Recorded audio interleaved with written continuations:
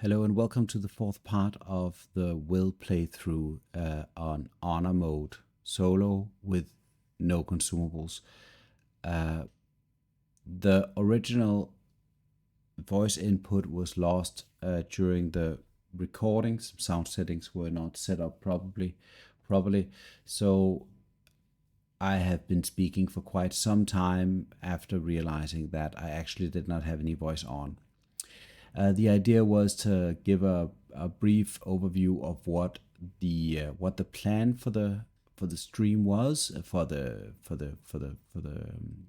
part four of the Wyll stream, and this is what I'm going to give a brief overview of, and then I will let the video sequence play out as normal, and at I think around half an hour in or something, the voice is going to come back, although doubled, and then I will fix it.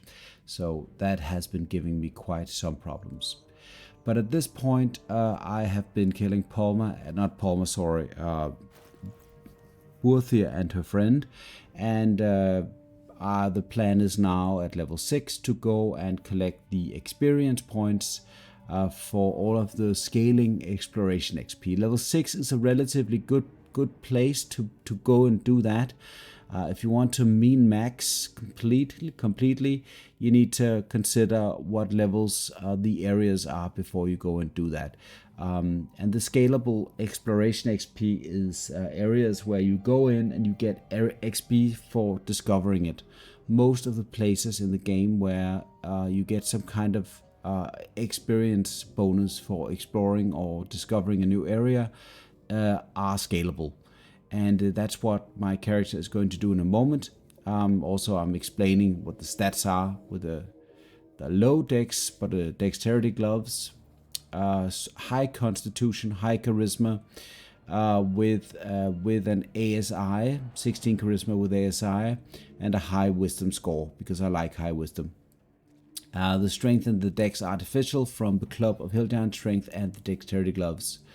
And then it's a fiend, warlock, like the origin. And the pact is Pact of the Tome because I am dependent on the haste spell that I get from that pact. Also the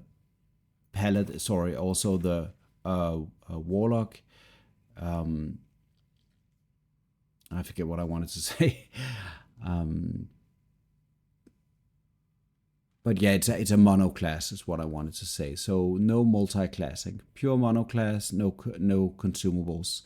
And so I'm going to be throughout this the next 20-30 minutes. I'll be exploring the area.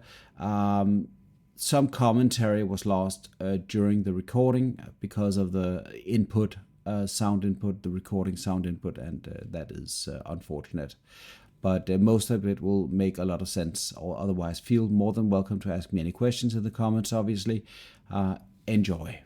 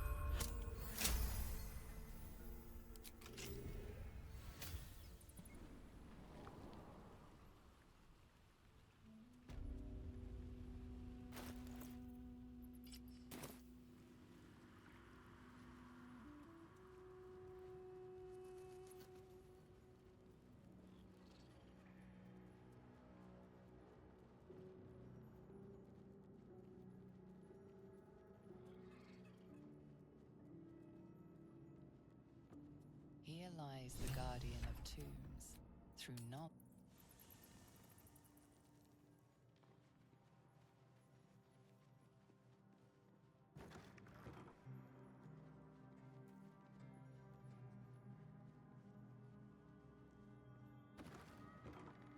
Time for a chat. Thou walkest not.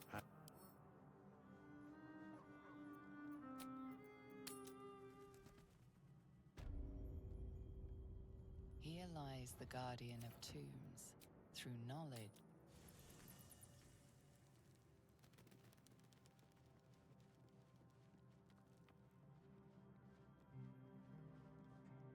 Dost thou require a new ally? That is where I was.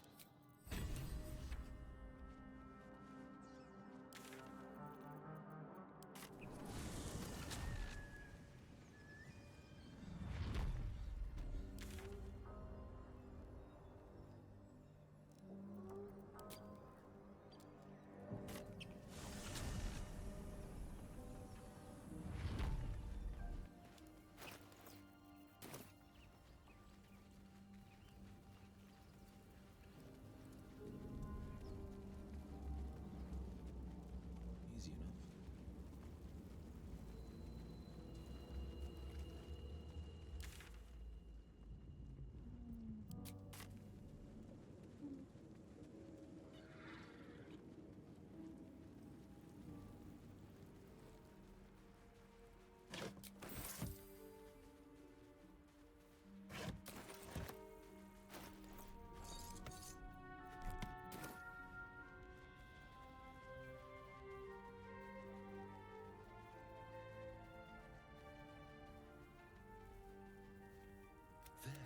In the Just a dumb ball.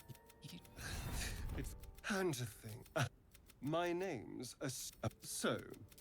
Although, well, yes, of course. All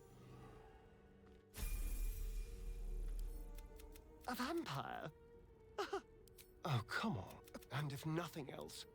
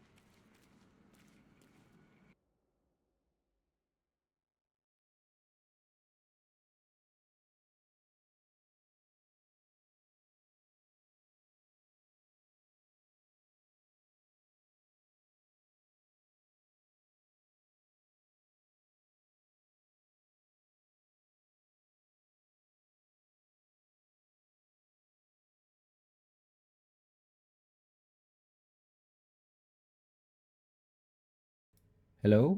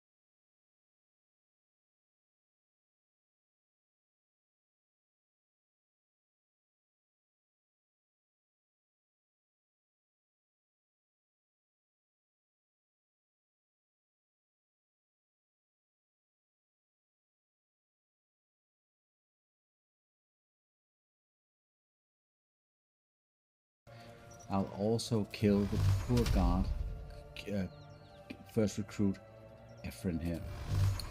So I think I might, for the fun of it, make her mad by summoning a skeleton out of her friend here. Has caused upset. Now a fight is unavoidable. Right.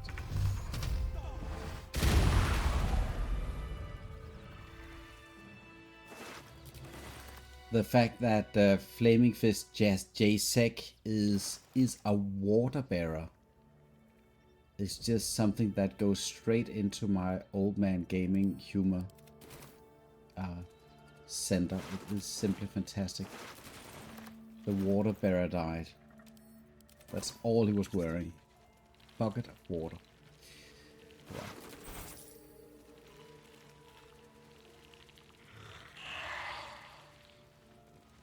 Just doing that extra bit of testing here real quick. Good. Sound works. Alright, so heading into this bit here is the haystack, which is a difficulty class that you can fail to perceive, and then you can do yada yada different things, but you can also just equip the Amulet of Lost Voices and then head back up to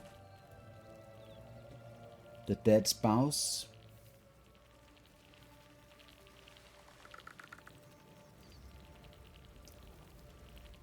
And speak with that here.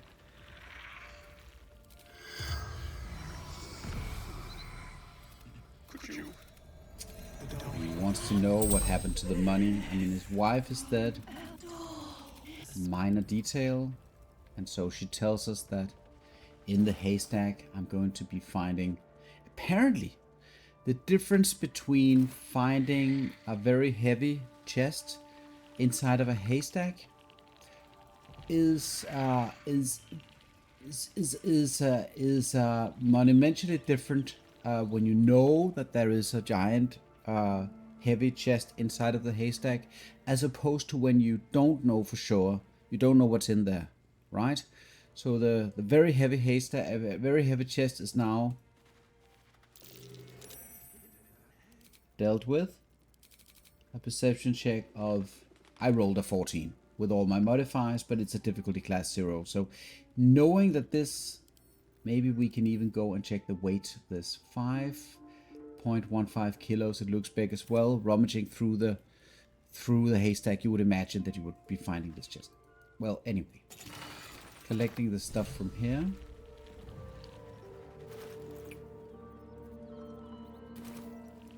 Giving it to Benren.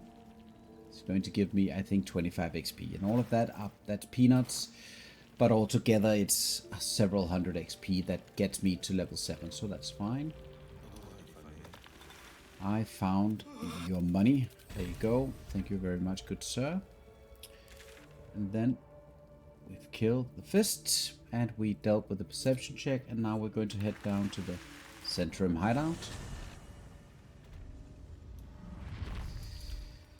Yeah, I tend to play with a relatively high wisdom, well, +2 at this point, but I tend to go for the perception stuff. The +5 perception plus things, this and that. It's fun. Fine, but yes, I also have the Sentinel Shield, obviously, from Act 2, that I can then use to increase my chances.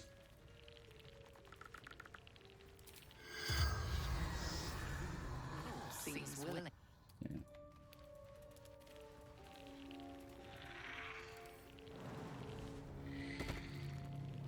And what I'm doing now is I'm going to go to the back of the Centrum cave because I haven't fought the Minotaurs in the Underdark. And I'm going to collect some experience, also some scaling experience point from exploring the Underdark from this point. So heading down here through the secret wall and going down the elevator is going to net me scaling exploration XP as well.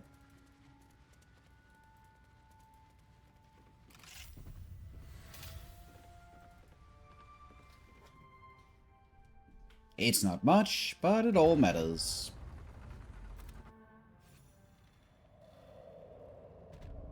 $95 XP, and that scales. It scales a little bit further.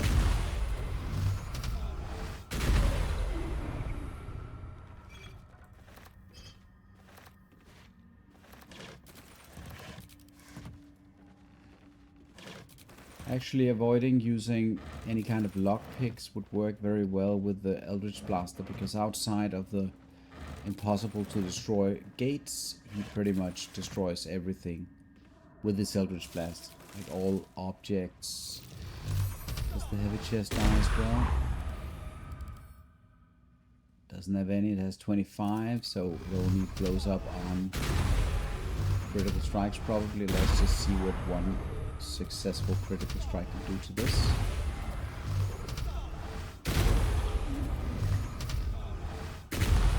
We can just get one crit. You know, let's not bother. And so even without using lockpicking tools or disarm tools, as those are technically consumed when you fail at least, then you could bypass this chest. It has no value. It bears maximum meaning in a couple of places in Act 2, I think, where you want access to specific items, but I haven't done the complete math. But that would be one way to effectively take the no consumables to the max, would be not allowing any kind of thing that can disappear basically once you use it.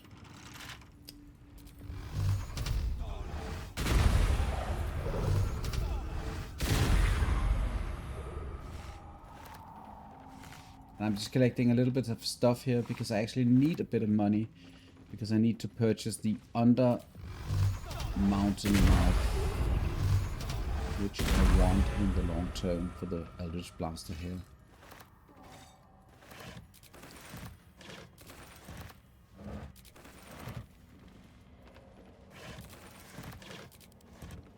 I'm just collecting all of this stuff since the general value of a lot of these things is pretty high.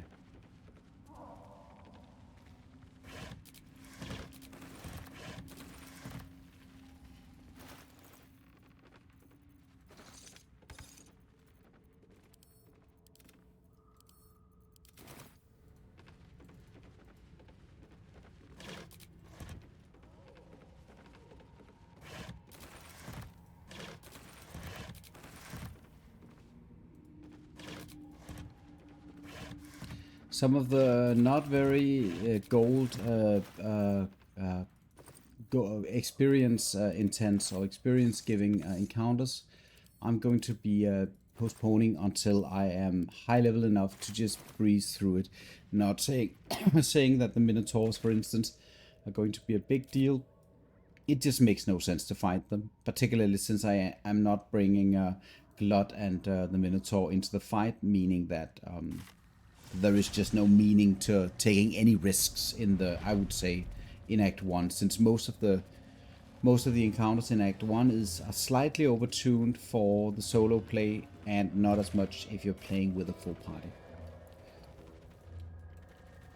So I'll be grabbing the last bit of scaling experience now, which I left out. I accidentally went and took the Arcane Tower experience a little bit too early, and there was another place where I grabbed some experience a little bit too early. You want to wait until you're level 6 for sure, at least level 6.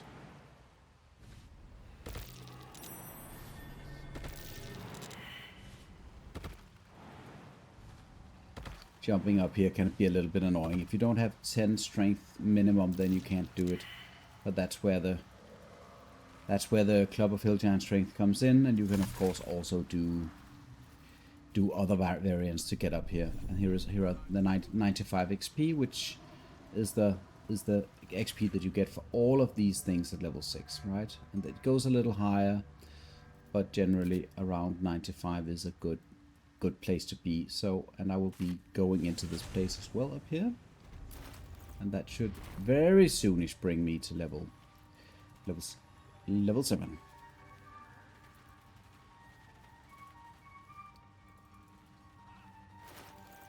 So I'm grabbing my Amulet of Misty Step.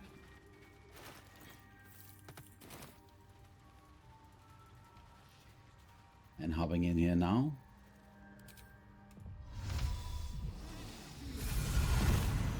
and that's 190 XP. So the quality of this this area, exploration XP wise, is a lot higher than it's a different tier of exploration XP.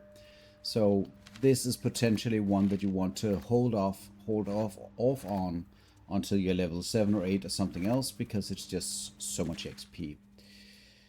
But for me right now it's fine, but in case you want to optimize. I'm leaving the Observer, the Minotaurs, I'm leaving the Bullet in all its glory. At this point it is doable at this time, but there's simply no reason to. I'll be stuck at level 7 up until level 8 until I've done a lot of things in Act 2, which this won't change anything to.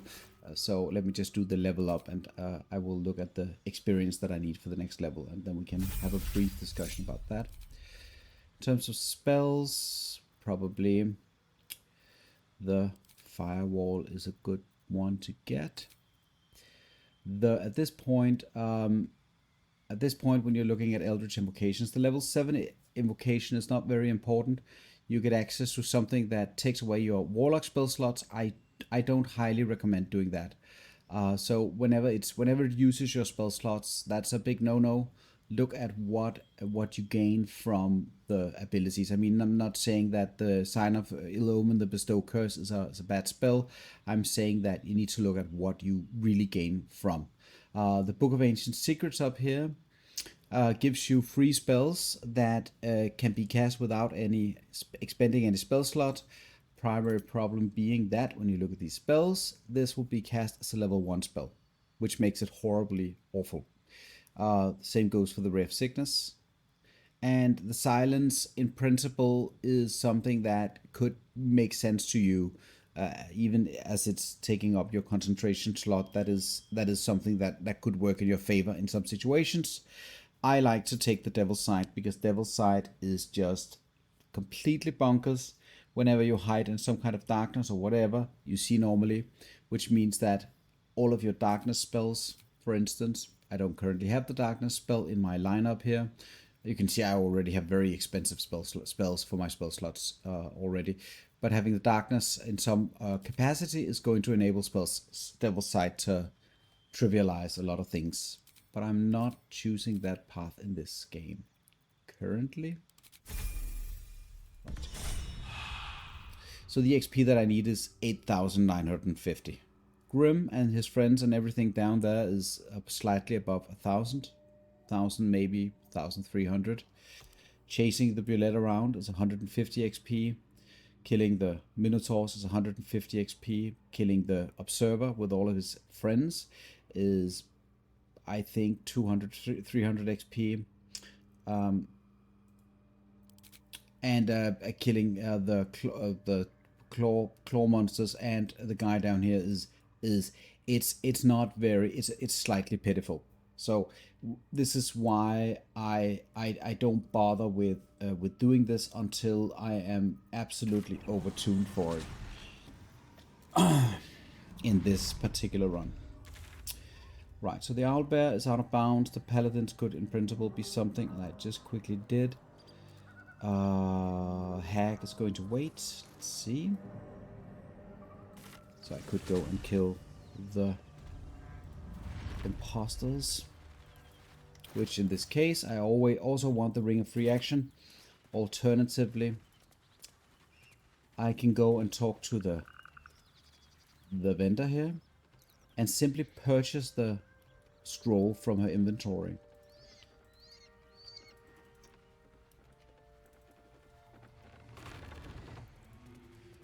You go in here. This is something you can do. You can go in and you can simply, oh, she doesn't have the whole person currently. She has other things that she's going to use for you.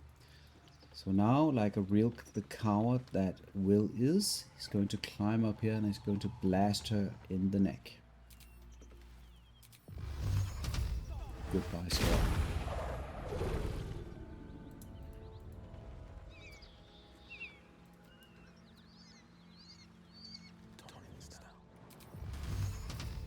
She didn't actually die.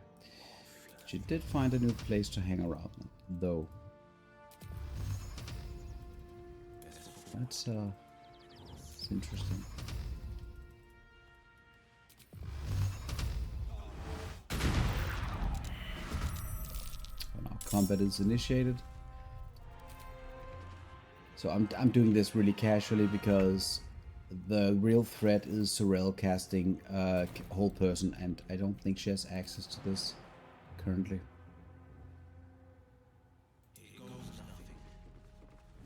And obviously, Anders has a very potent attack where he could. I mean, in principle, these three guys can kill me.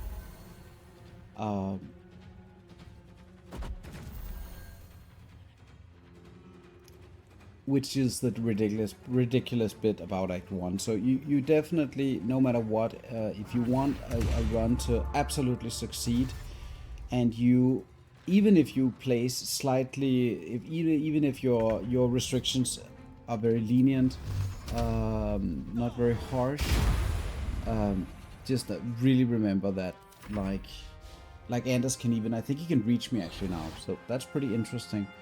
Just going to get over this. See, 10 damage here already.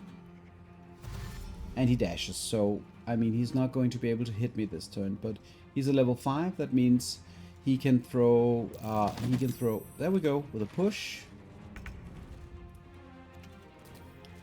So he still needs to go after me though. And I am going to just give Anders the respect he deserves by running a little bit away from him. And he doesn't like to jump, which is his mistake here. If he had jumped down and hit me, I mean, right there is the potential death threat. So I am just going to go over here and wait for him. Wyll is, after all, a little bit of a coward.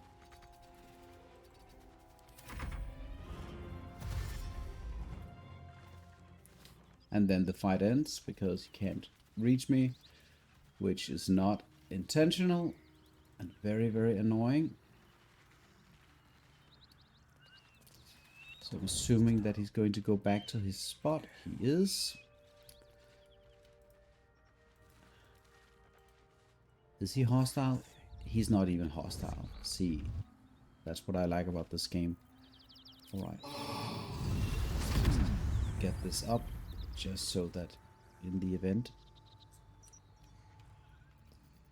then I'm just going to go full hammer this guy with one of these.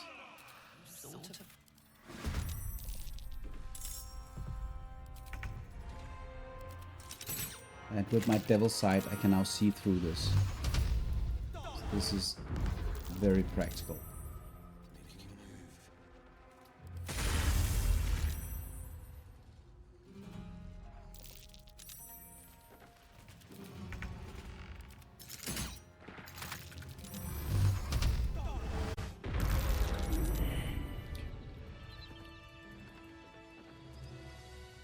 Clean up job. Actually, I think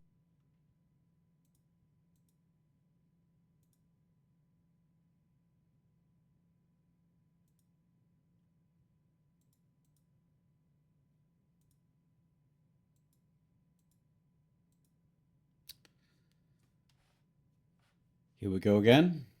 Does the sound work? Or does it not work? We'll have to see. And in the meanwhile, I'll be looting stuff here. This better be good.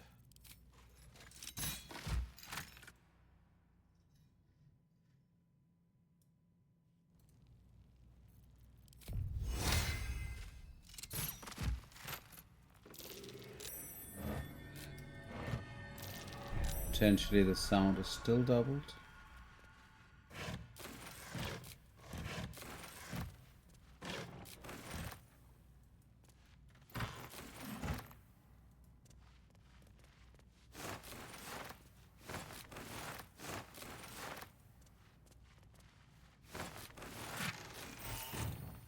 Which it shouldn't be.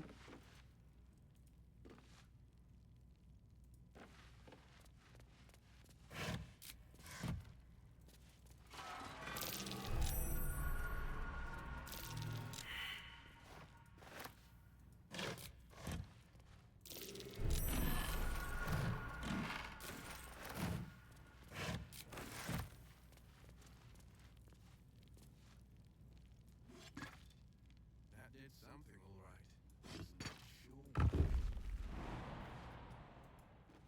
Just not sure.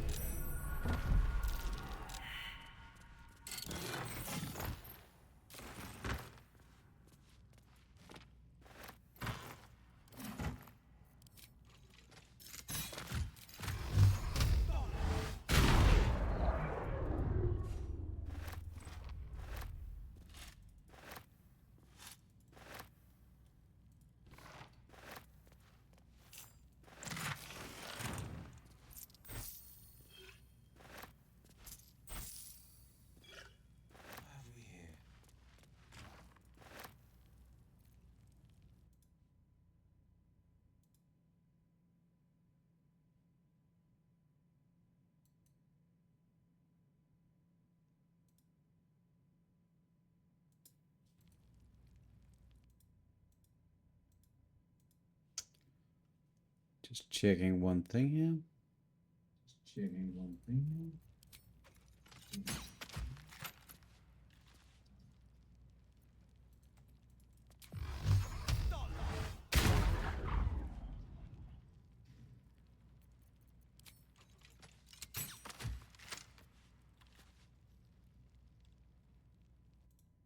Sounds a little bit like the game sound is working. I'm going to take the chance that it is. Okay, so I am just carrying on, just looting a little bit of stuff before moving into the next bit, because I need a lot of gold for some of the stuff that I need to purchase. I think that was it. So, going to fly the village here.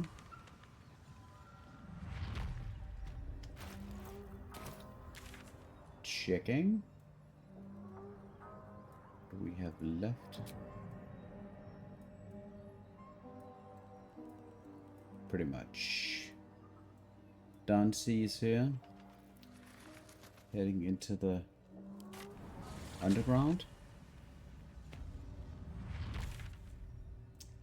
And here we have a couple of things that I don't want to be dealing with just yet. Because it's just potentially a little bit random. There is the beach here with the Duergar down here that can be killed at this level with no sweat. Generally. But still, I'm going to hold off a little bit on that. Since all of the XP that I need is... I need so much XP that it does not really matter to vacuum all of this stuff right here. Which means quick trip to the ancient forge. We have the robots, we can do those real quick. And the exploration XP down here as well. Just to show at this point in time, might as well just go and grab that little bit. Since I'm pretty certain this belongs in the minor exploration category, it is somewhat in the middle exploration category, as you can see here with the 220 XP, 210 XP, and with the, let's just quickly check, we can go all that way back in our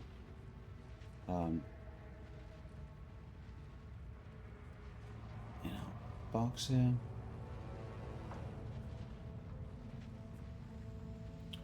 190 XP was from exploring the place in the Myconid colony, the reward where the Drow elf was dead. That was 190 XP, and exploring down here is 210 XP. So this is already one category better than the other place. So, and the experience rating for the better exploration targets scale have a better scaling than the minor ones. So, what is my character doing? Let's not do that, Wyll. Let's just play it safe like we always do, because this has no bearing on anything. So.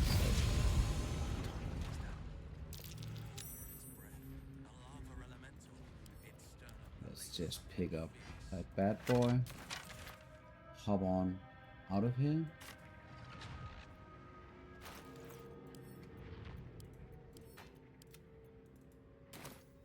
cover proudly announces Right. this book to be. This is the book from the Drow place in the Myconid colony. It gives no XP, so I don't want to roll or do any checks. It's not pornography. Spoiler. I'm just adding the Dark One slot at this point. Just to get this bit over with. We grab the XP. This is a stale experience, so the 80 XP here is stale. In principle, I'm assuming, without having ever tested this, then if you want to get the XP from grabbing the necklace, but you don't want to get the exploration XP from exploring the Great Forge, probably you can go to the place where you fought,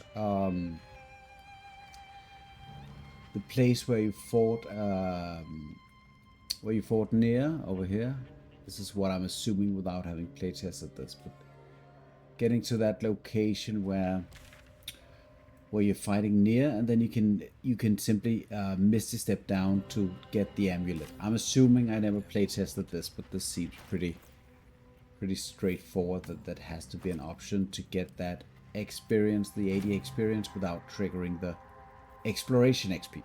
So, but this is min-maxing if you want to deal with that. I'm going to kill these guys now. Oh, don't have any rests.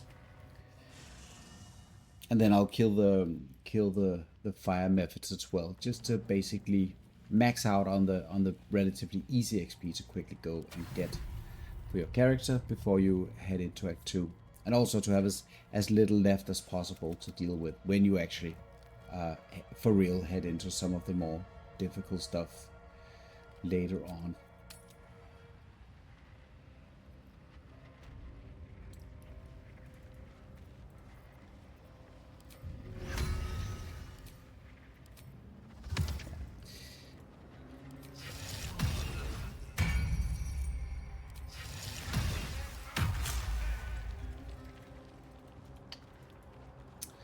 Placing these anti-magic fields can be a little bit tricky. I believe this is approximately the place where you want to be at.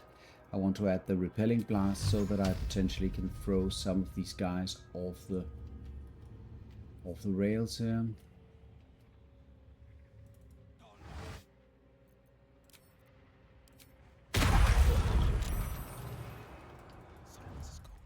And he goes down, and people are coming down to find out what in the world is going on. So hopefully he's going to... Oh, that... Yeah, and now that works. So now we're shooting this guy. In combat, but this is all...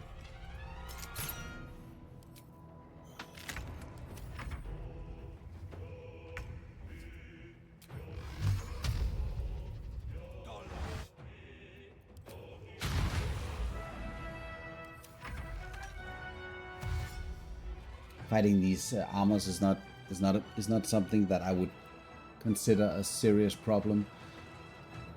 It's a little bit trivial, but well, it is what it is.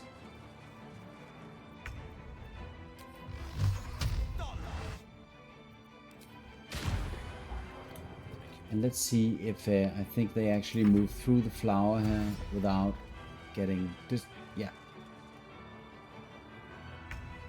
So this guy is still active.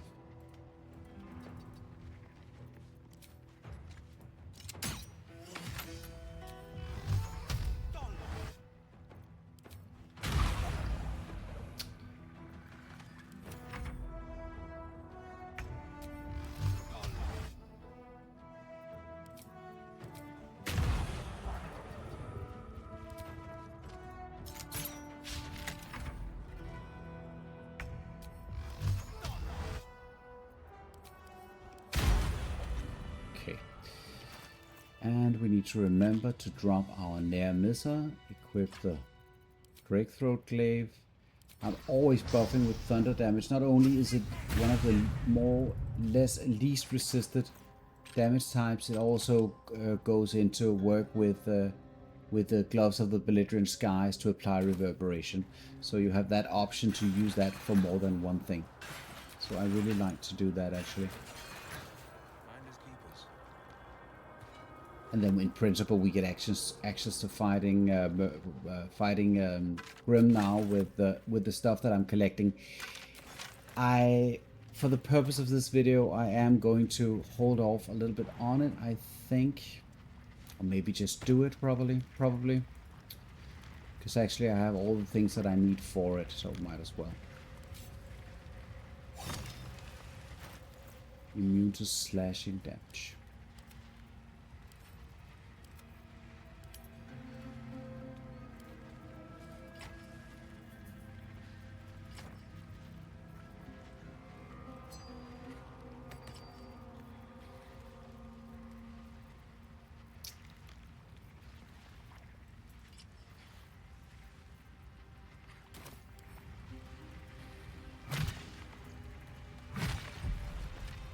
There we go. And let's do the Grym fight. Why not?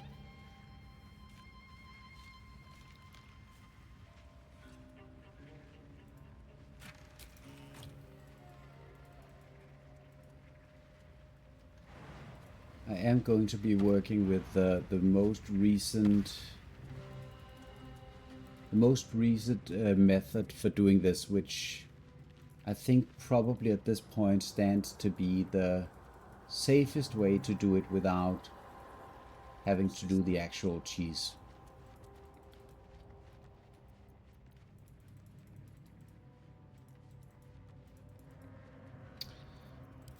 Oh. Oh, yeah. Yes, I am back, and I hope that everything works as intended now. Otherwise, let me know.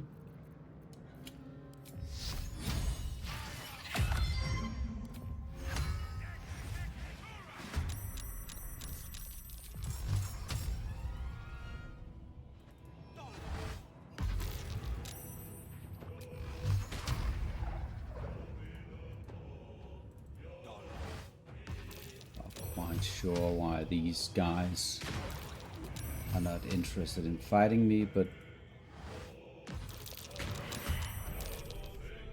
no matter if this or that happens, this is pretty much doable. Figuring out sound is something that I'll never figure out. But I did things.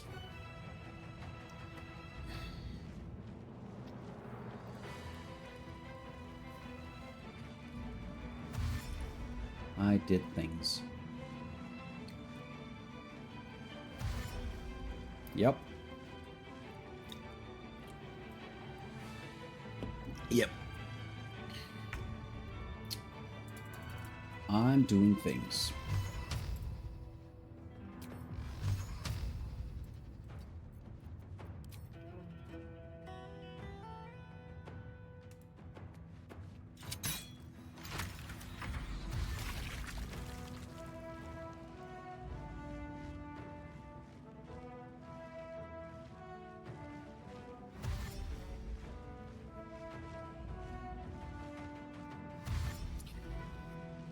Nope.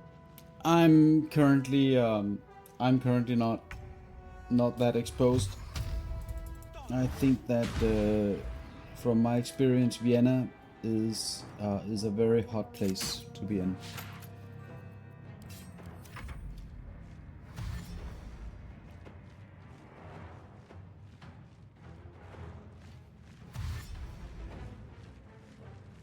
Denmark is definitely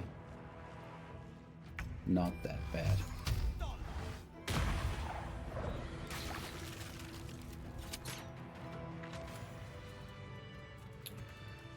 Alright. Still, these small bits of experience are not going to carry very much.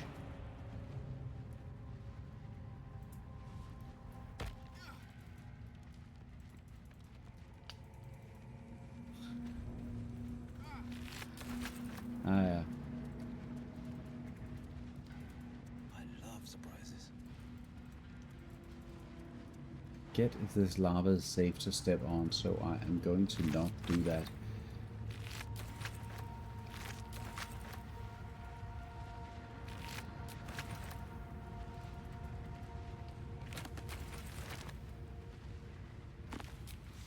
Gotcha. Gotcha.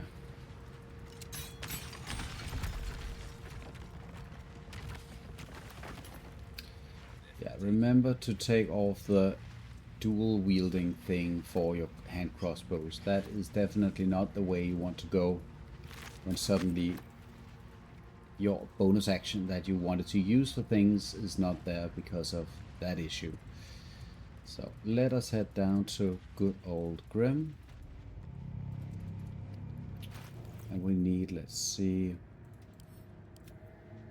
scale mail, and did I just send all of the stuff back? Go and get it.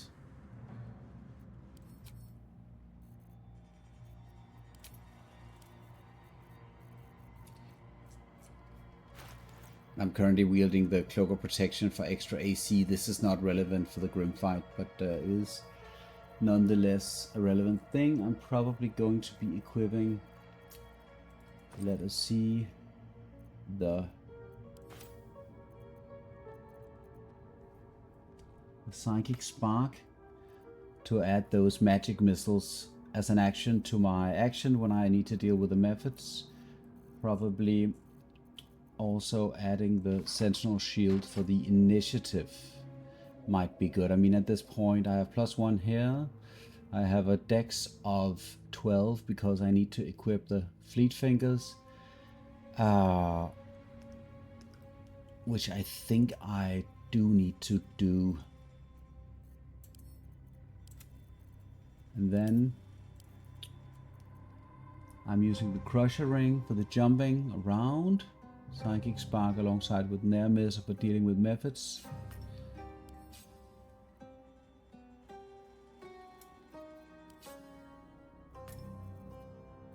Let's see.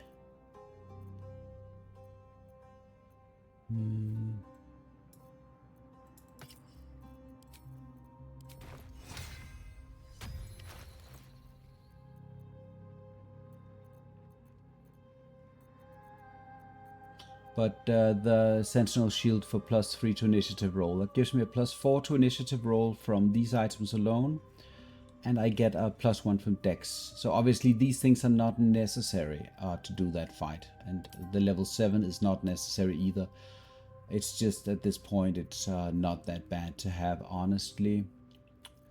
I will need to bring out the jump ring for that jump action. We're going to head down there.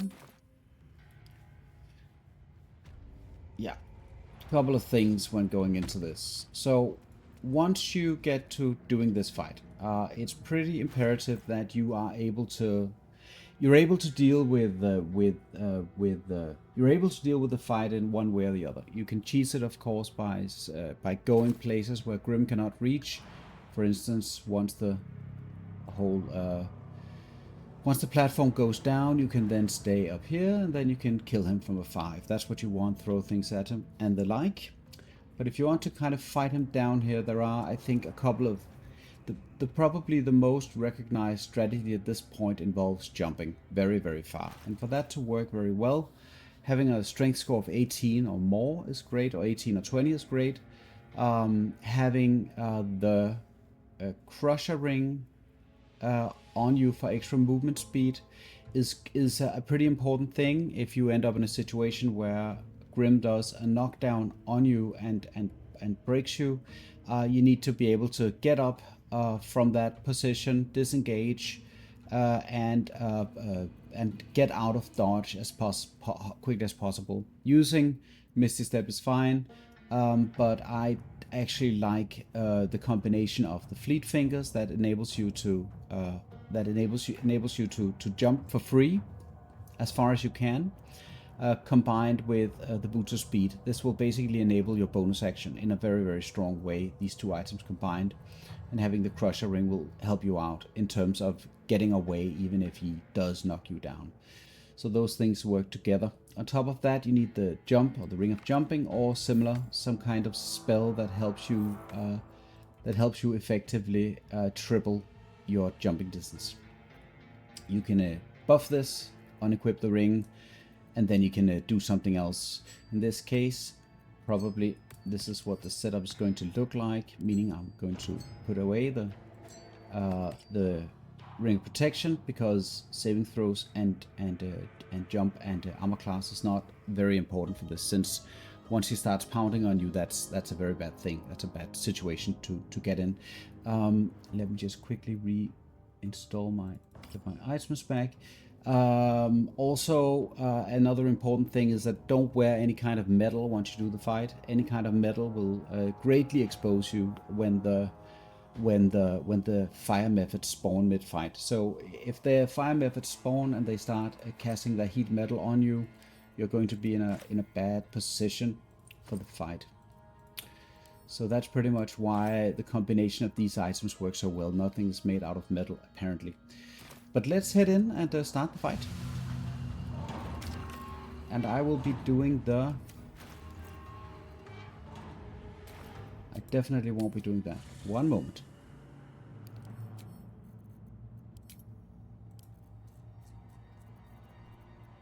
I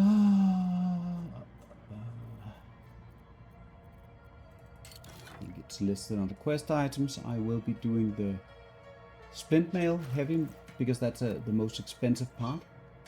And then I'm going to be using the shield. I'm not creating medium armor, because I'll be relying on the potent ropes for the entire game. So for that reason, I don't need the medium armor, but obviously that can be good for some builds. So we'll be putting in the shield mold for the funsies. And then popping in the mithril ore.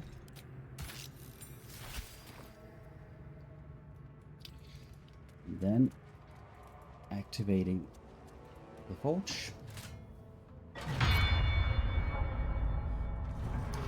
So there are a couple of ways of dealing with this outside of the regular jump strategy. The other thing that you can do that's actually also going to help control the boss is actually the Hunger of Hadar spell. So that can be cast in the middle, effectively making Grym walk around in him, losing a lot of his movement. Since his movement is relatively predictable in theory with the strategy that I'll be using, I probably won't need this, but it is definitely something that I want to keep available in case that I feel like I need it. So at this point, I have 17 temporary hit points from the Agathis. Don't want to change that around one bit. Hello, critique, welcome. So I'll be popping the jump, or rather, I'll be popping the spell here from the mirror image here. And then I'll be doing the jump. I'll be summoning the closet. Then I'm going to do a short rest.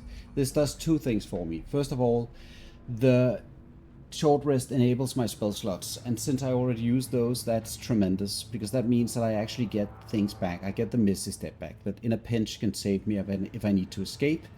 I get access to the Hunger of Hadar spell that I can then cast, so that's good. A couple of things, right? And it also, most important of all, enables the jump spell to be used a second time for the short rest resource here.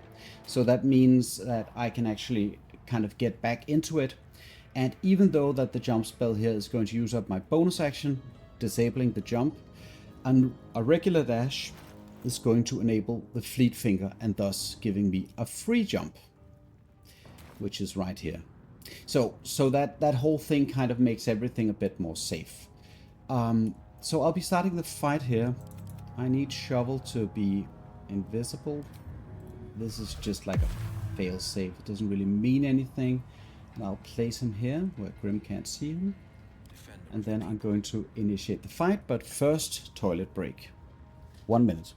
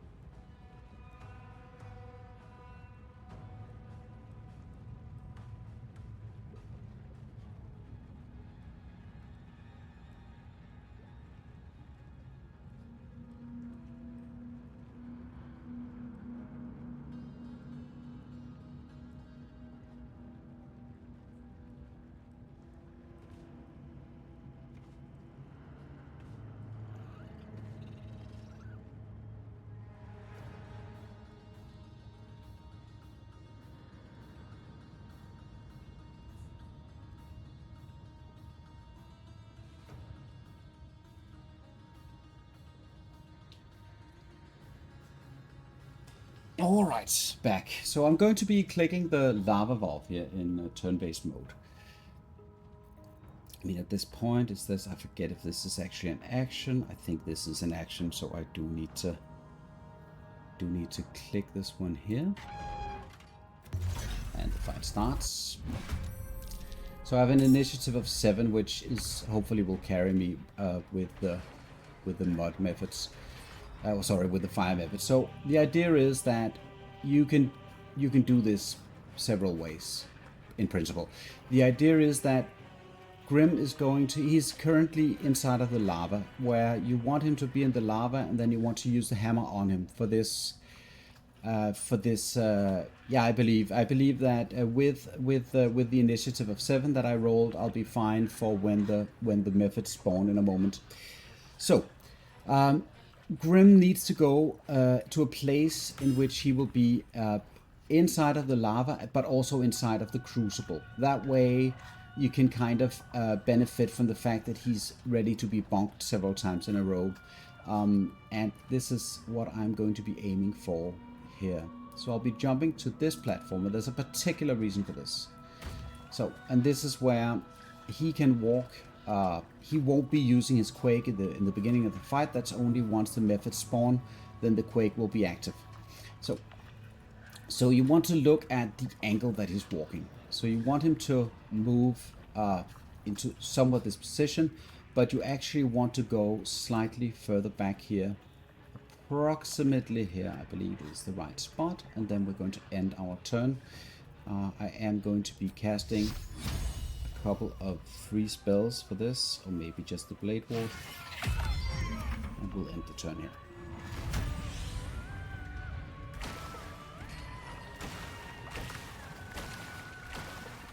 Right, so the idea is that Grym is actually on top of this now, which I'm not quite sure that he is. So in case that my general positioning was incorrect, we still get that chance to kind of make it work, even though that is not the case. So let us do a regular attack for this then. So we don't need the jump available for this. Let us try and see. Yeah, that was a miss. Was actually a miss, which is fine because normally that's what you do. So the positioning here was slightly off. I cannot explain exactly why that happened. So I am going to be casting my my Hunger of Hadar now for the funsies. So this will be a little bit of a random, in a sense, a little bit of a random go here. It doesn't trigger his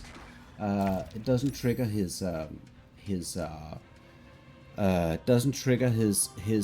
legendary action at this point. Apparently you need to use direct hit on him. He's still pretty hot, and I believe he is actually on the crucible now. He's in a bad position, but I don't think that is going to matter much at this point. I will be shooting the valve here to see if we can't get the hammer to work now. Right, there we go. So here we have the methods. Grym is currently prone with 2 turns, so he should not be reacting at this point. I'll be using my magic missile from the Nair Missile, which is the level 3 spell here, to kill all these guys.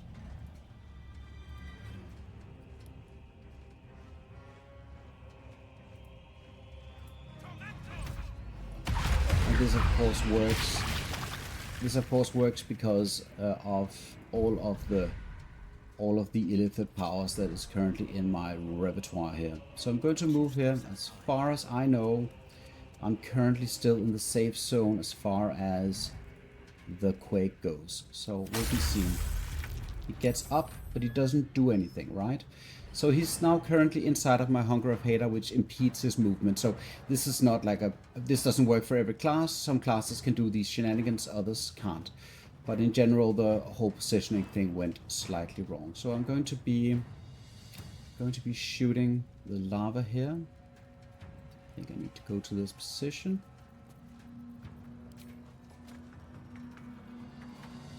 Not enough movement. Is that so?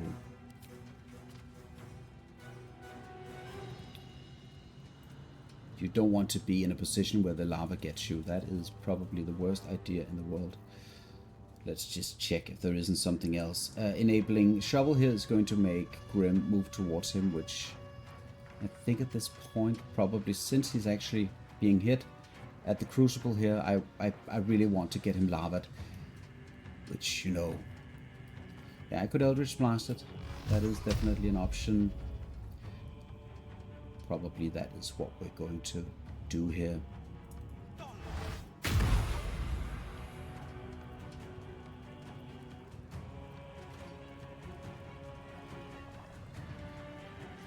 So how Grym is. He is not superheated because he is currently on top of the on top of the mold form, which is great because now we get to see all those weird things that this fantastic encounter entails.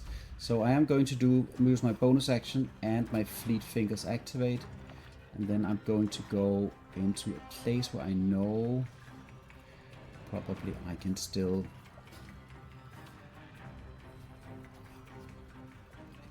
I don't think it matters. I'm just going to go here.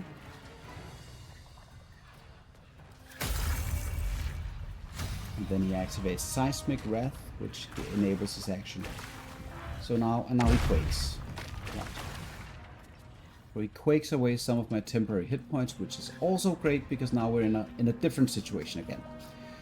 I still have 4 turns left on the jump. I have another jump action, so I can use those shenanigans. So Grym has a total of, if I remember correctly, 12 meters of movement, which is, can't go through him, but like 12 meters here, and then he has 15 meters of quake, which is this 27. I believe those are the numbers. So that's practically like the entire screen, if I remember correctly. Or maybe he's moving he might be moving the 9 meters. I think he's moving the 9 meters.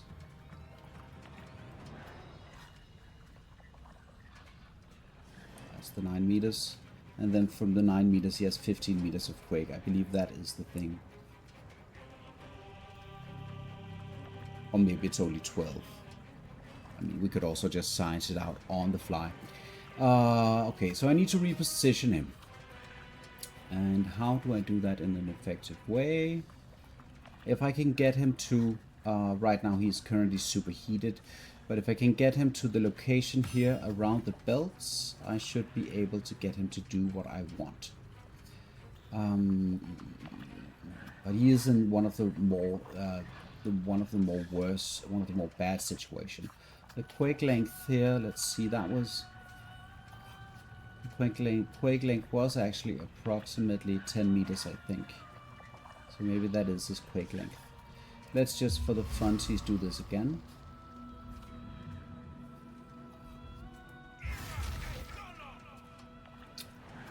And then we're going to do the jump. You don't want to jump into him, into the hitbox.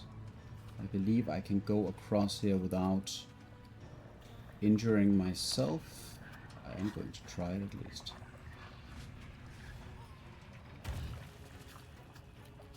And then to this location. Just to see if we can't get the positioning right. So this is going to be a little bit more not very perfect, right? Because at this point now he's in a position where I can get the hammer to go on him, but he'll not be superheated. So I need to move him a little bit as well in order to be able to do this fully. Let's just quickly see. So that means the Eldritch Blast. It's not going to get me there. So I am going to go and jump to this location, or to this location maybe. Let's go.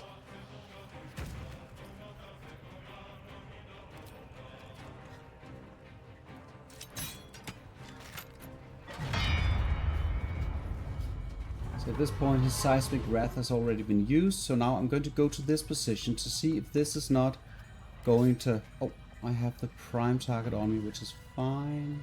Right, so we're going to end the turn. And I'm regaining the turn, but the problem is that at this point, Grym is going to move, and he is going to move into a place where he can actually get to hit me. That is, unless shovel goes into play. Because now I don't have the prime target, and I do believe that he likes to play around with shovel. So let's see if we can get him to... Why am I not in combat here? Oh, that's because he's blind. Right. Okie dokie. Right, so 2 turns of mirror image. And I have to shield the falls. And a renewal of the jump spell. Oh, that was the... Oh yeah, that now the Shield of Thrall uses my jump, uses my bonus action, so that is no longer an option.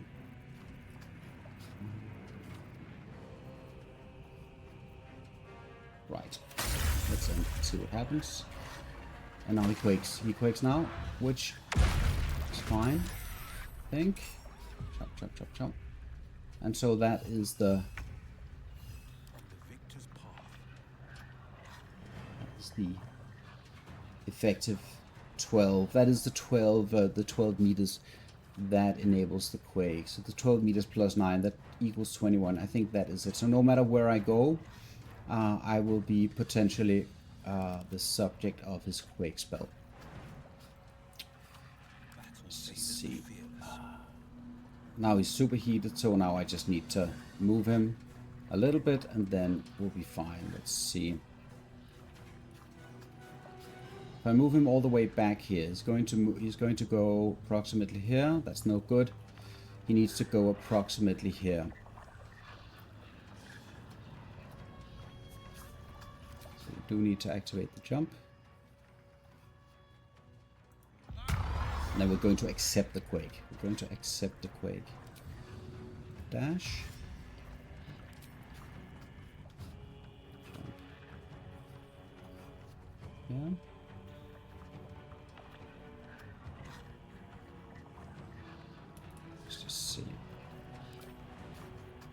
I'm going to jump here and to check the length.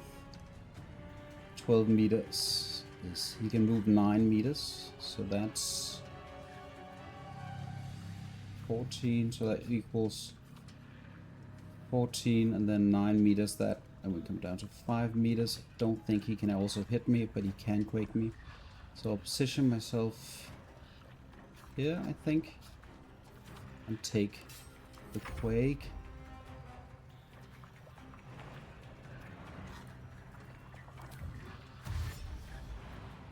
I'm actually going to move shovel over here just to see what he prefers to do at this point, but he'll hit the both of us anyway. Yeah, he's going to go for shovel, and he's going to have an acceptable location here. Right. Okie dokie. So now the superheat is on him. I need to reposition, obviously. So I'll jump to this location. And now he's in this position, which I actually do like. I can't quite... Let's just see real quick. 9 meters, 21 meters is... So... I think if I do this, I can kind of optimize a little bit. Let's try that.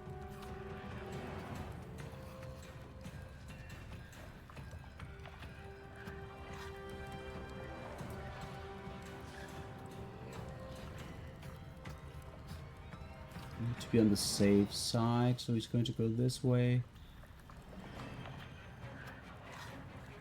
I think this is okay. Fingers crossed.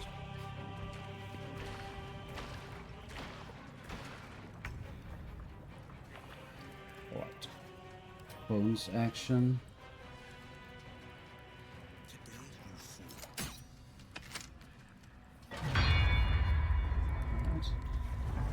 So now he's prone, so I'm going to be going down here with my blade board.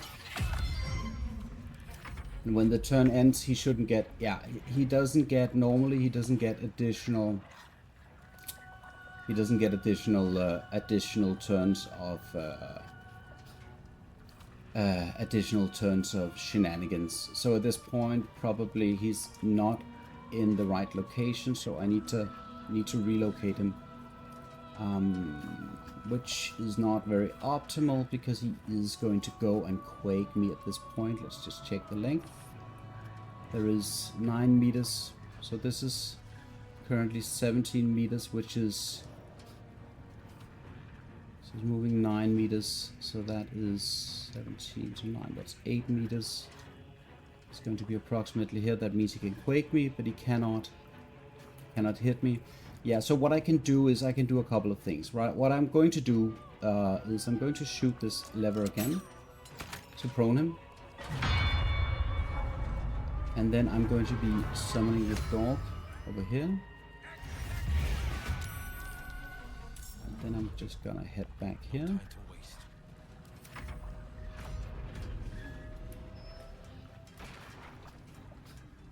Oh, and then he apparently regains movement. That was a little bit interesting. Quakes. A little bit interesting and a little bit problematic. Normally that that doesn't happen to my knowledge. Because now he's in the lava though. I just need to see if this is actually a situation where I do need to escape. Which would really be sucky for me.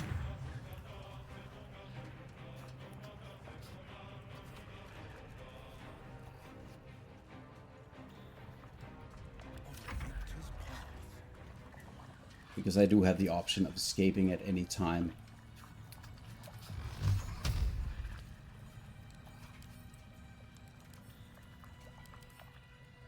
I think that he has resistance to everything outside of bludgeoning. And that is probably not going to be a thing for me at this point.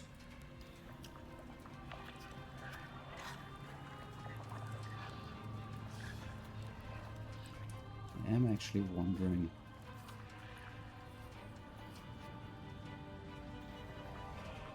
So he's in, let's see, he's in approximately 10 meters here.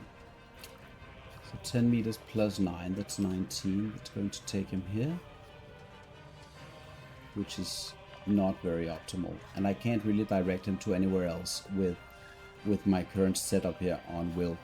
So that means that he is going to, let's see, 9 meters. And then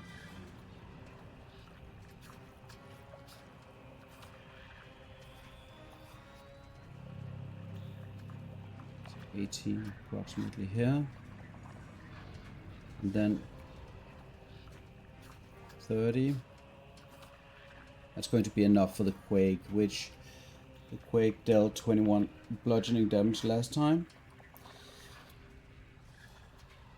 And then he gets to a position.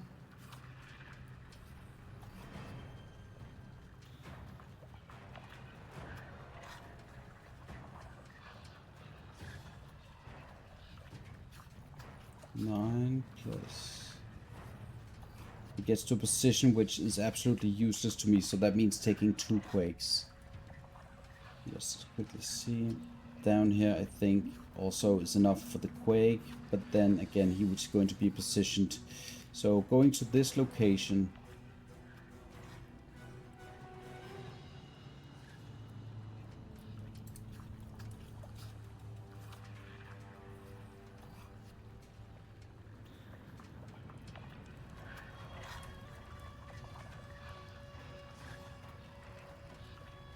Going to this location all the way here. It's going to position Grym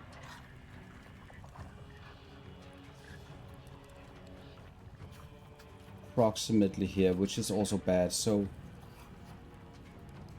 the location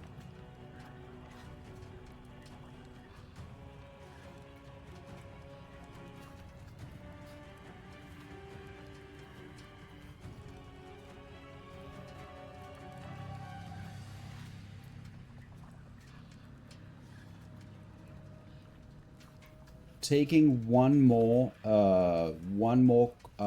slam, probably with the blade ward, is going to be survivable with the blade ward and the 20 hit points.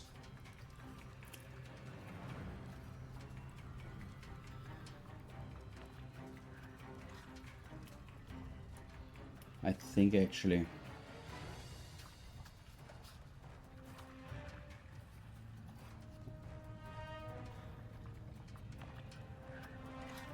Problem is,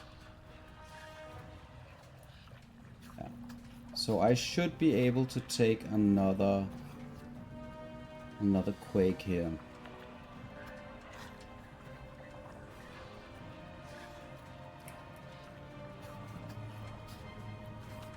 Problem is, if he can hit me, that's death.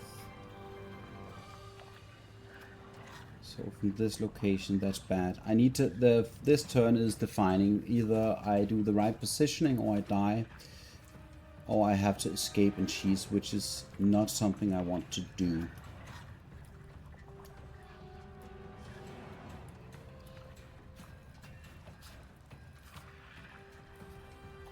I think getting him to move down here is the safest bet. I'm going to go for this. Blade ward. So that's going to give him, let's see, the 9. He's going to be hitting me with his quake, no matter what. But I still have enough movement speed with my shenanigans to kind of pull off getting away from that. There is one issue here. He's not currently focused on me, so that I have this kind of fear that he's going to go for Scratch.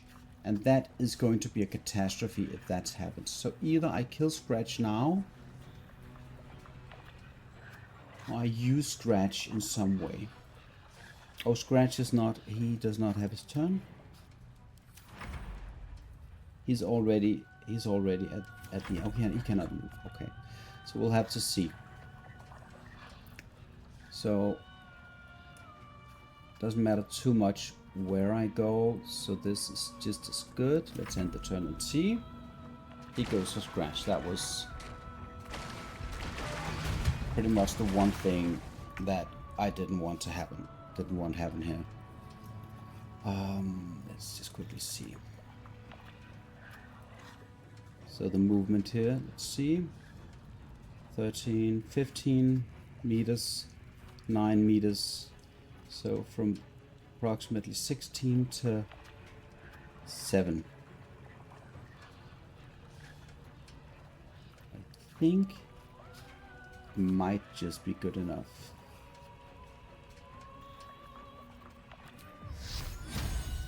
Alright, for the glory. For the glory. Yeah, can't really do anything else other than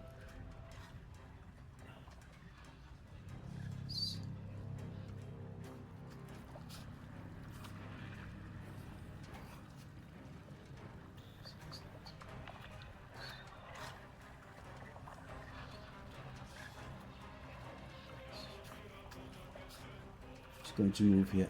I'm just slightly worried that it's not going to be enough.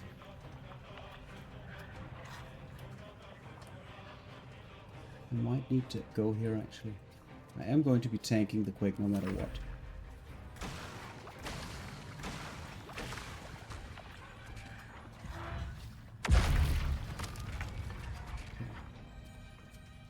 Alright. So, do I need to... Doesn't look like if I go here, then I go into his range. If I go here, okay, I can escape.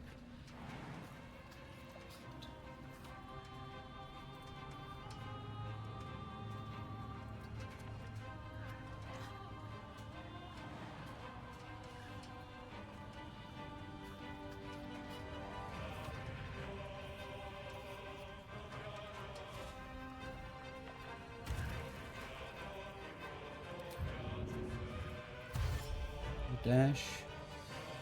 The blade ward wears off, so fingers crossed.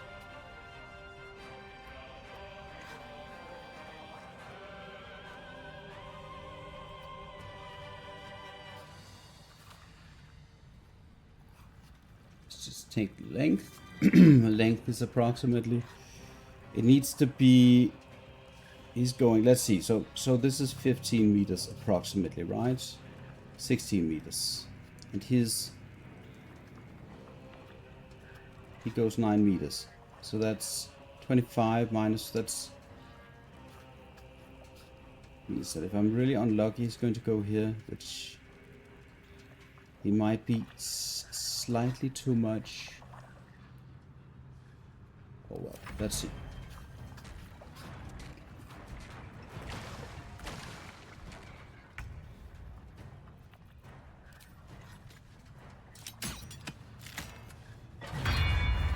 Okay. Fight over. That was a bit hairy.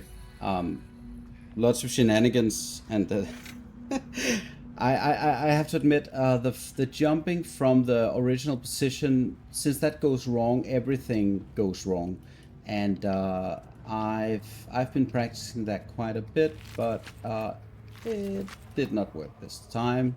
And there was another time where I proned him, and he was able to move straight away. So right now I'm under the assumption that the second that his seismic wrath ability has been used, you cannot use the hammer to prone him twice without him interacting with you. I'll have to review the VOD and check that out for myself, I guess. So, and you get the 875 XP, so that's a total of 1000 plus a lot of extra stuff. Let's get back up. And then probably we'll just go and deal with a hack while we're at it.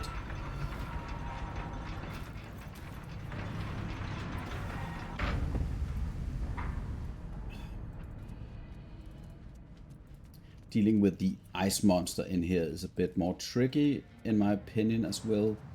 I mean, with a better cantrip and the haste spell, or maybe just finishing off making the ice, the morning frost, with the haste spell and a little bit of luck, I can deal a lot of damage, but it's like it's not a priority at this point. So let's delete these exploration things and the methods, and the robots are dead. So I'm not going to be fooling around with the lava monster just yet. I'll kill it later. Let's just check the couple of other monsters here that we can just quickly do, which are far less stressful than the Grym encounter. But having that double jump with the precast and then the recast after using the warlock short rest for other things as well, it was just great. But having Grym in that position where you don't know where he is and you need to move him and stuff is just super stressful. Having to tank those quakes is a major hassle. The Blade Ward definitely saved me for that encounter, but it is just... if you want to do it this way, definitely practice it a whole lot, and yeah. And also the dog, suddenly he went for the dog as well. That wasn't... I knew that it was going to happen once it happened, but I didn't think about it when I summoned him. So that was very impractical as well. If I had the minor illusion spell, I could have done some other shenanigan-y things. So basically, at this point, also the Hunger of Hada is going to carry.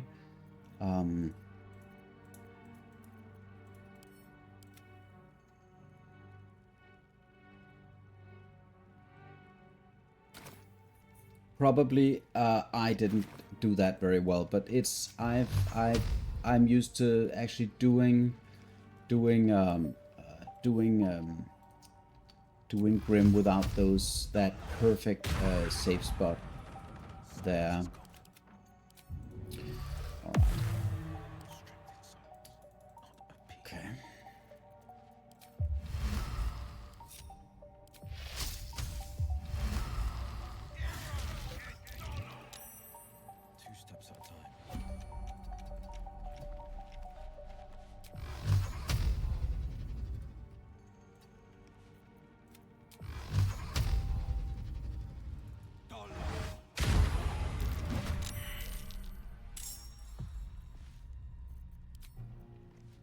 And I get advantage because they're blinded inside my Hunger of Hadar, but I have the Devil's Sight.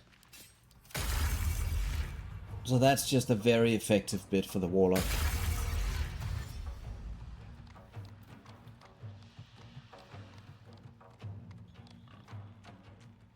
But in this run as well, I had another thing where I had I was absolutely certain of my strategy, and then it just backfired on me. The Minotaur at the Selionite outpost that charges in against you, I actually positioned myself in a way that I, with a very certain voice, in this particular stream series, told whoever was listening that now you want to place yourself here because this is the place to be at. And then I placed myself at that location, and the Minotaur actually jumped up to me. Oh, I forget something very important. He has the thunder arrows. So if he can see me and he can shoot me, he can kill me. He can't. So I already made one horrible mistake in this run that was saved by a bit of random and a bit of luck. So, you know, shit happens and you deal with it when it happens. That's when the magic also happens.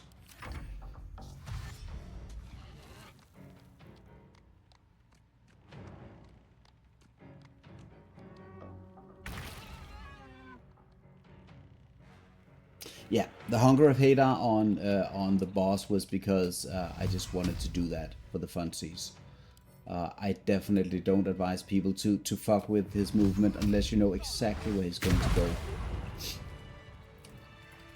Right, so that's 4 times 40 XP or 3 times 40 XP and the Merrigon. There we go.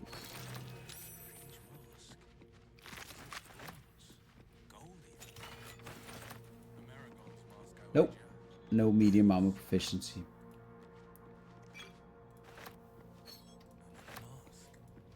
I'm running this raw dog, pure clothes,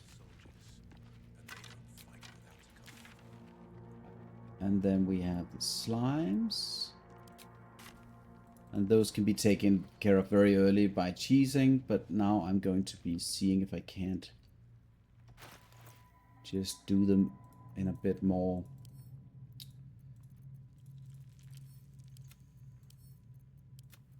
So much gold. Go.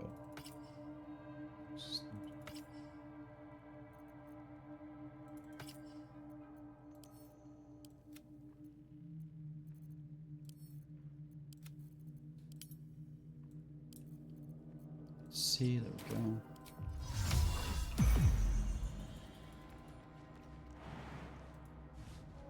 And now the dog. This I can't really figure out why this is. Apparently, at least from my knowledge, I can't test it right now because... Or can I? No, I can't because I left shovel up here. But having shovel down here, normally I feel like I'm not able to trigger these guys. But apparently, I think there's a difference. The dog always trigger these guys. So let's just send him in.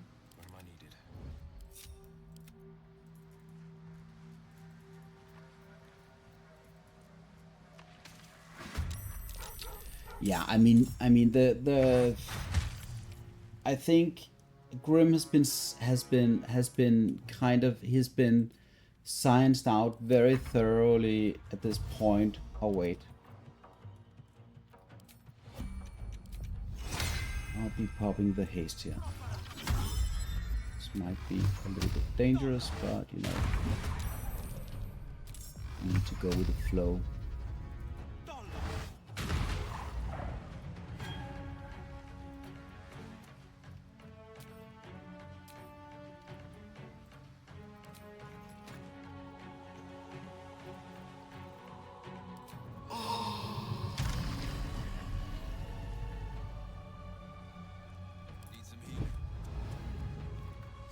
Risking it for the biscuit without haste here. Excellent. Always a dangerous proposition. Shouldn't be fooling around with haste at this point. But I am going to make these guys work for it a little bit here.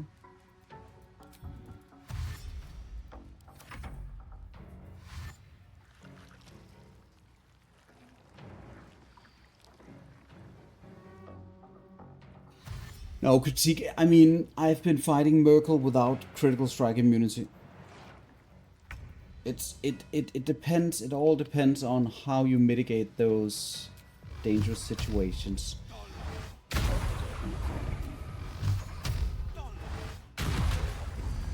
Oh my goodness! All the damage is so crazy already.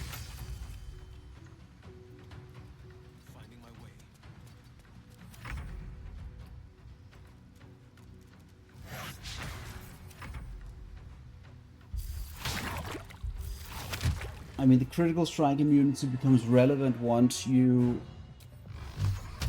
need to take hits. Like Grym, for instance, is I think pretty dangerous. In fact, like without critical strike immunity, actually. Lord knows I've been crit by him more than once.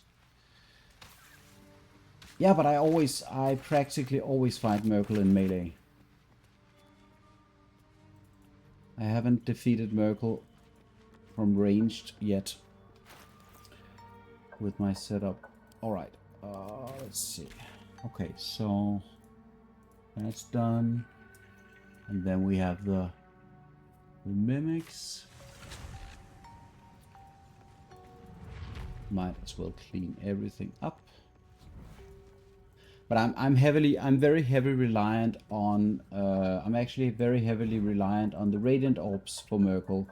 So I know that you can do him without the radiant orbs, but I haven't found a way to do it without radiant orbs and without healing potions just yet. So that's been a bit of part of my problem here. So I wonder if I can, without extra spell slots, if I can actually manage to kind of kill this without cheesing. And you know, I could get my spell slots and then everything would be easy peasy. You could do all kinds of things. But currently, I think if I just go and get Mr. Skeleton, I think I'll just go and do that. Just need a corpse.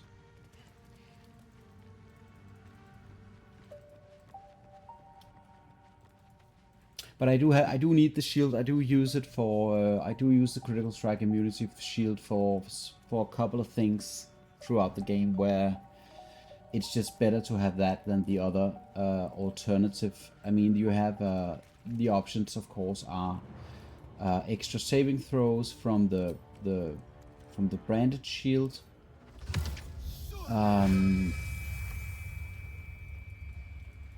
The initiative shield, obviously. Because that can potentially be necessary at some point, but outside of that, the critical strike shield is oftentimes. For instance, I think I'll use it now. I don't need the club of hill giant strings, so I'll be using the spell sparkler for this. Probably, do I have missed a step up? It's available. No, it's not available. It is available. There we go. Oh, like that. Yeah, but that's also why I wasn't playing around with the slimes there. I know what you're going for there. It's for sure. So, definitely.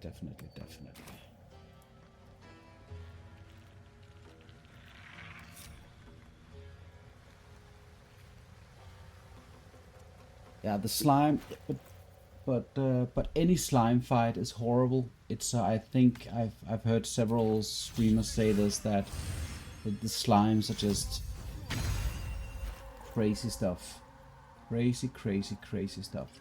So probably I should be trying out the gloves of the belligerent sky at this point here, just to see if I can't get that reverberation to make a little bit of sense alongside with the boots of stormy clamor. Let's try and see if we can't make that happen. That means lightning damage source from the spell sparkler to interact with the gloves of the belligerent sky, the boots of stormy clamor to interact with oh wait.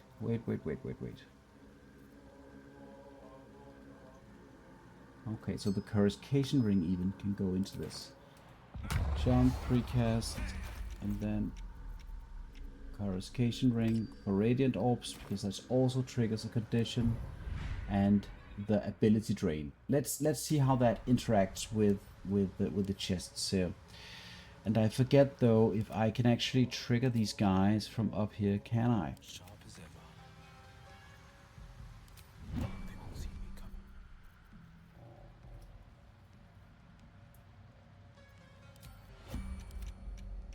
And can Mr. Skeleton trigger this? I think he can.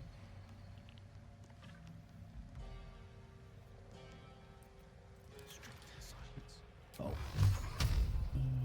The pushback is not doing any harm here, so let's just shoot, see what happens. Right. What the heck? Into the fray.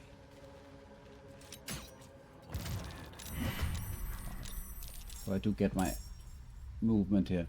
Right, let's see. So currently, the displace should also serve as a condition. So that means I applied 2 radiant orbs from the 2 blasts, because both hit. Ability drain charisma from the ability drain. So that's 3 effects, and then reverberation 2 instances thunder damage from the offhand, and lightning damage, but it should trigger from what I can. Okay, so the lightning charges doesn't apply to the spell sparkler for the second blast here from the beam, but it does apply. It applied the condition, so that's probably the reverberation.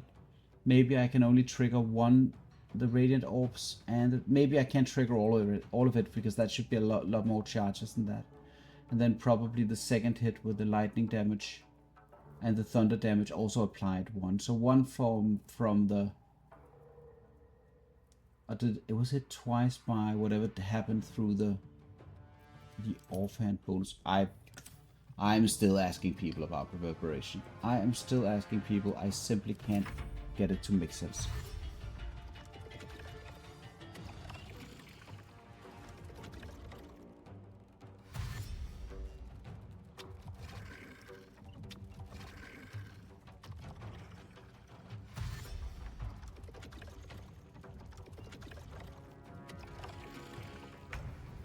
Okay.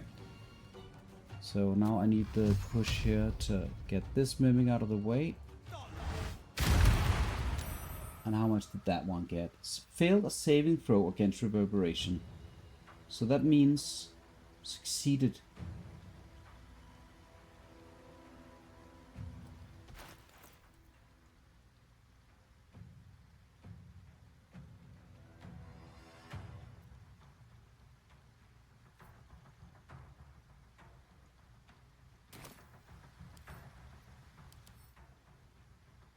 Okay, so now it seems like all of the reverberation was in. Maybe it was because I kind of sneak attacked the first one, because all of the reverberation charges are already down. He's not prone anymore, but that's because he succeeded the DC 10 saving throw. This is the proning, I think, and the other one maybe is the damage potential or the damage part of it. So it took a bit of thunder damage, which is the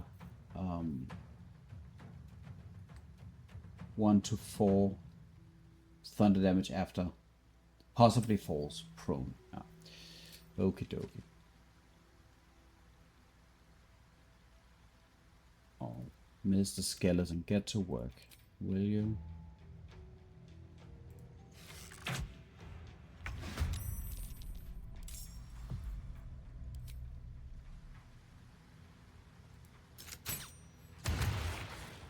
Look at that. Something happened.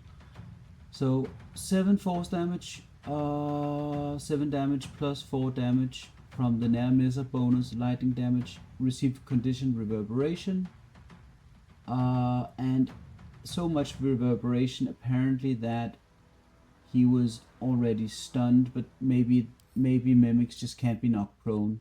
Probably that's the bit there. So I wonder if I'm going to get sucked in. If I'm positioned here, Is this going to be enough for them to grab me? Am I going to take the chance? Of course I am.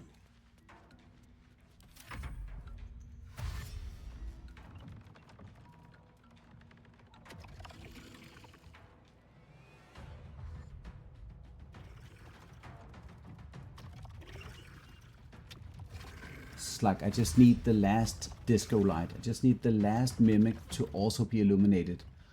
That's like full disco, right?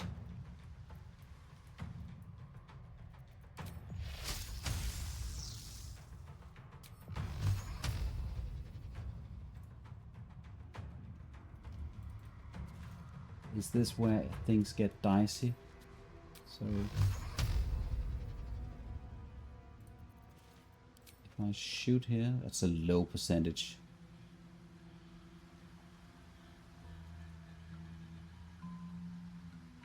Hi Squiz, welcome.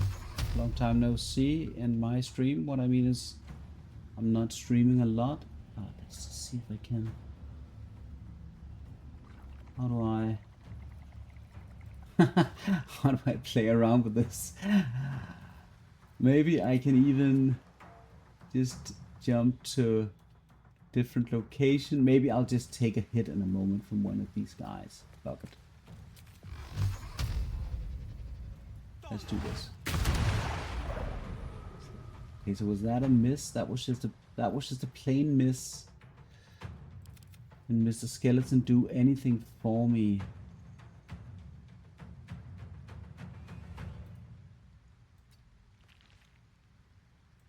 The skeleton is just not performing at the moment. There we go, a bit of damage. So the thing is though that with these is that at this point, like, I can go for certain damage from repulsor.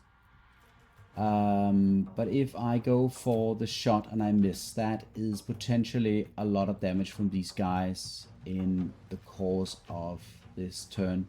If I do go for the repulsor, I will still be pulled by this guy first, will be pulling me and damaging me, and this guy afterwards, but probably I'll be able to jump away, but they will be grabbing my weapon and stuff, and that sucks a little bit, but I think I prefer to still do this.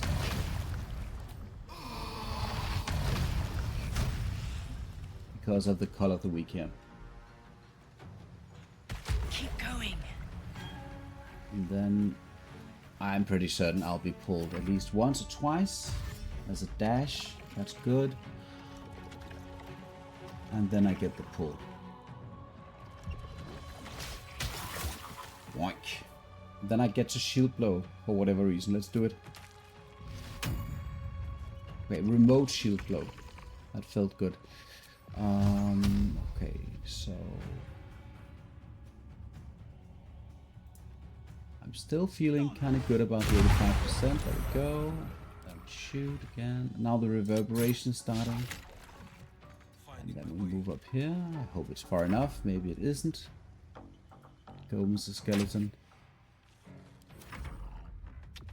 It's not enough.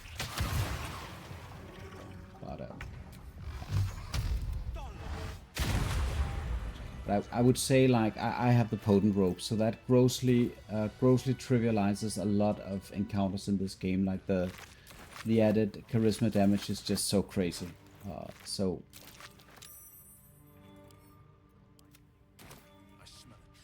But the reverberation seems to work, but it's a very expensive choice for me at this point, because I'm running with such a low dex to be wearing the gloves of the belligerent sky. Then I need to change something around. I can't respec, of course, but that is a problem. Okay, so this is actually not very good, because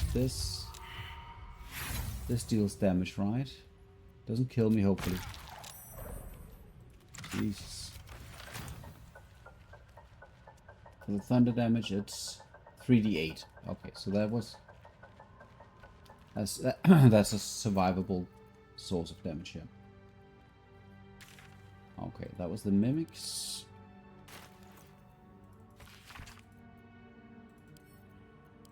Yeah, and I forgot to do the other thing at the forge.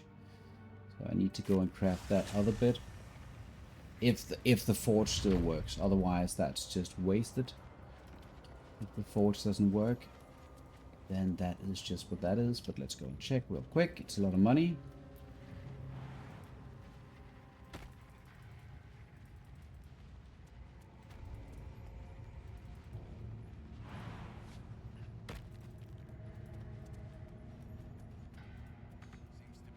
Seems to be stuck. Probably it's game over because I called it down. It's game over. All the same, all the same. Right. So that is the Grymforge, and then I just quickly, because this is a cleanup duty act thingy, going to check upstairs.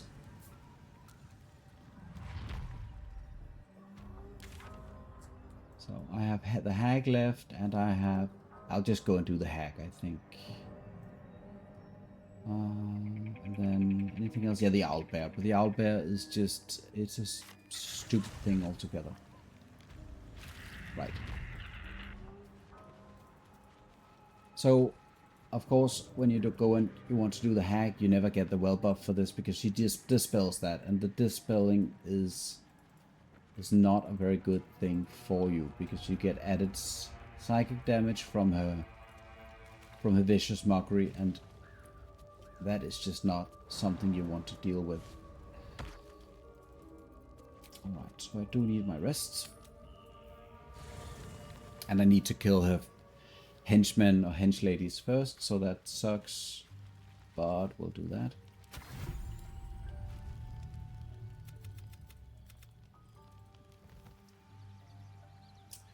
And normally I'd say that doing the hag at level 7 is definitely very safe, because you have the added hit points, which helps you out. Basically, the ability to tank a few hits is just what carries you here, because you are going to be taking a few hits.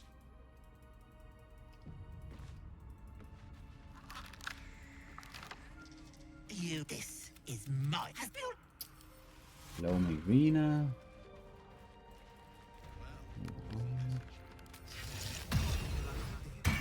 Armor of mage armor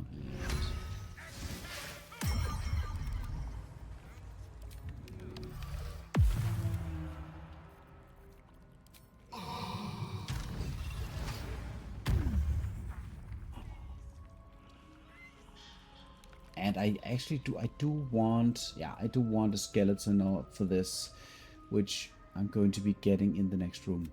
You feel crushing in his flee.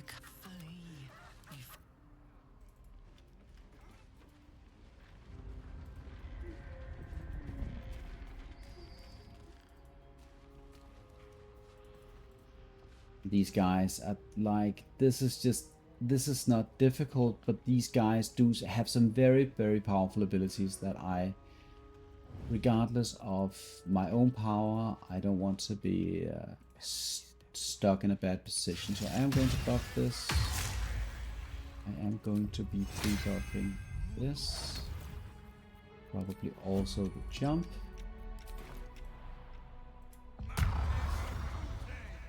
Potentially I can do a skeleton at the mirror guy, but like it's okay that I don't have it just yet. Do I want to do anything else for this? Probably I always want more AC. And then I'm just not sure that this whole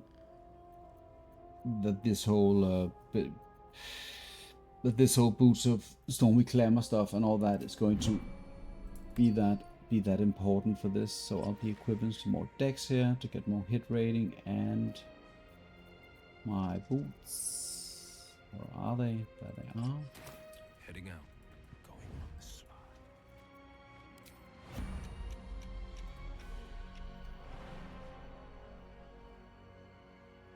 Worth a try.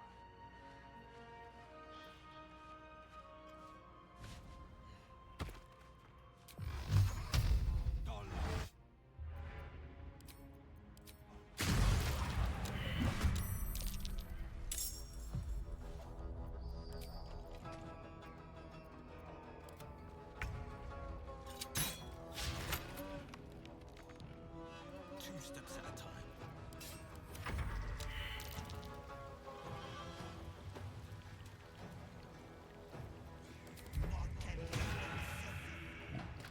Frighten already is just nothing to sneeze at.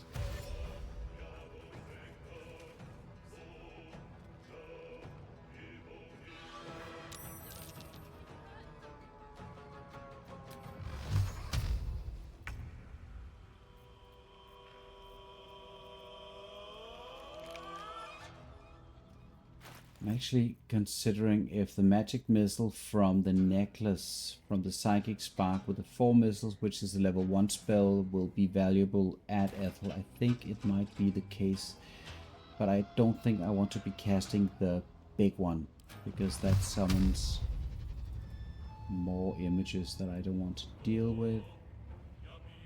Do I need more than this? Nah, let's try this.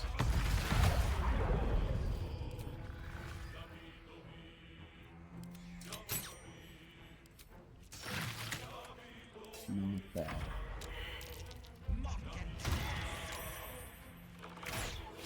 The Curse of Terror is a saving throw of, let's see, it's a DC 8? No, wait. It's a DC 8 plus Wisdom, Proficiency, and Tactician. Tactician really throws it. So that means that's...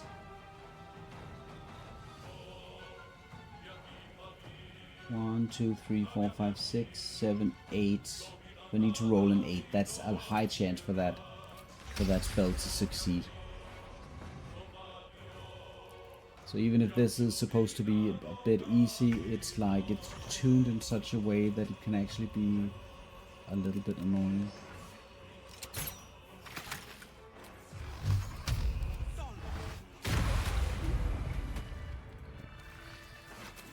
So let us get a skeleton here.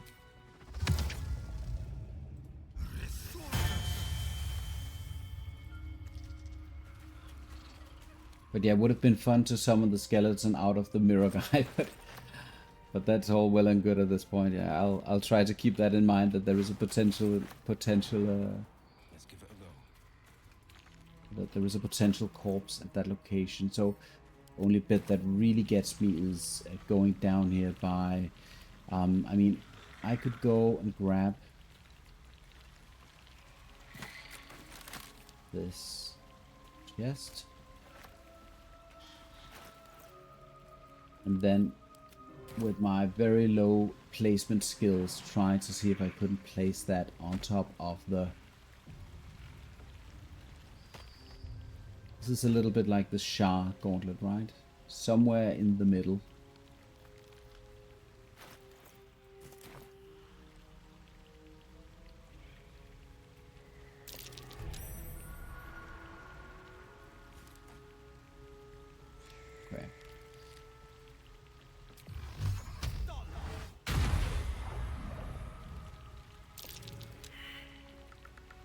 Perceptions. I think at this point we just need to jump to the other side. But you can also just do the... Just make sure that wherever people need to go to make the featherfall happen, that also works. And disconnect the followers. Then you just jump here to this location, and then the final jump should be okay as well.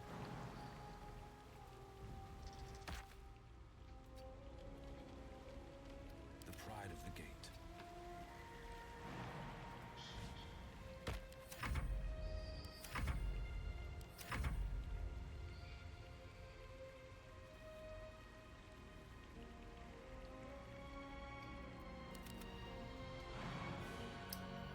Probably I'm going to try something new that I normally wouldn't do on Wyll by getting the amulet before fighting her. I'll get right back to that in a second.